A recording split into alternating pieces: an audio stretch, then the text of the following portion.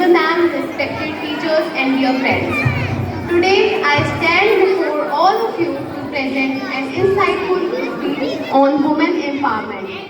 As cinegoers, when we see a great film, we always appreciate the actors, but seldom we acknowledge the efforts of directors, writers, and other technical staff involved at the back end. Parallelly, the same thing happens in society as well because women are really appreciated for their efforts. Women play an array of roles such as a wife, friend, daughter, working professional, and teacher with effortless ease. But rarely are they appreciated or acknowledged, let alone given equal rights. It is rightly said that opportunity don't discriminate between men and women. Then who are we to do so? We all know that in Indian culture, women are bestowed with immense respect and worshipped in the form of Goddess Durga, who is the goddess of courage, or Saraswati Mata, who is the goddess of education. Yet, on the contrary note, patriarchal culture prevails almost everywhere, which looks down upon women and is characterized by gender inequality. You must have heard it is not the height of the mountain, but the pebble in the shoe which makes it difficult to climb. Patriarchal is that pebble in the shoe of a country which inhibits it from progressing rapidly and stays huge height of success. Women have made their mark in entertainment industry, entrepreneurship and politics. Be it Indra Nooyi, who is the CEO of Pepsi, Draupadi Murmu, who is the newly elected President of India, Falguni Nayar, who is the founder of Nykaa, and Maithili Raj, who has made her mark in cricket. The examples are uncountable, but it is the narrow thinking which limits the boundless potential of women and inhibits them in self-actualization. Along with me, you all must be wondering why women are taught to adjust, especially in India.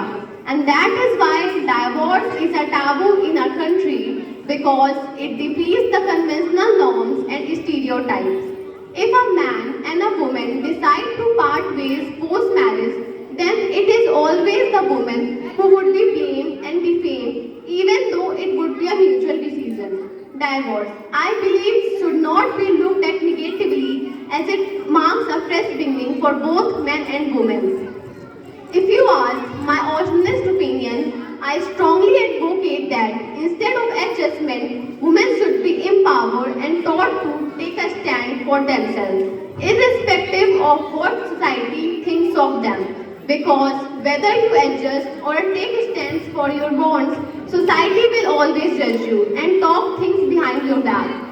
In this high time, parents should be more concerned of their education for their daughters rather than her marriage because education helps them to pave the path for their bright future ahead.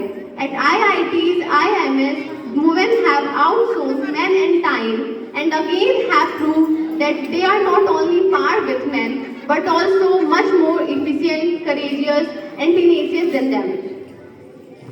In other nations, women are taught to be self-independent and take decisions for themselves. It makes women as well as whole nation strong. As Akshay Kumar said in his film Padman, woman is strong, mother is strong, sister is strong, then only nation becomes strong. And we as an audience would unanimously support the content-driven cinema focusing on women empowerment. At last, I would like to say that priority right now should be to empower women at all fronts such as financial, cultural and in relationships. Gender equality not only creates an egalitarian society but also helps the country to stand out globally. Thank you so much everyone for lending your ears and listening to me patiently.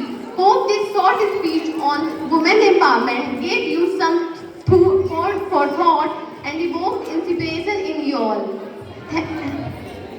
Have a great day ahead everyone. Jai Hind, Jai Bharat.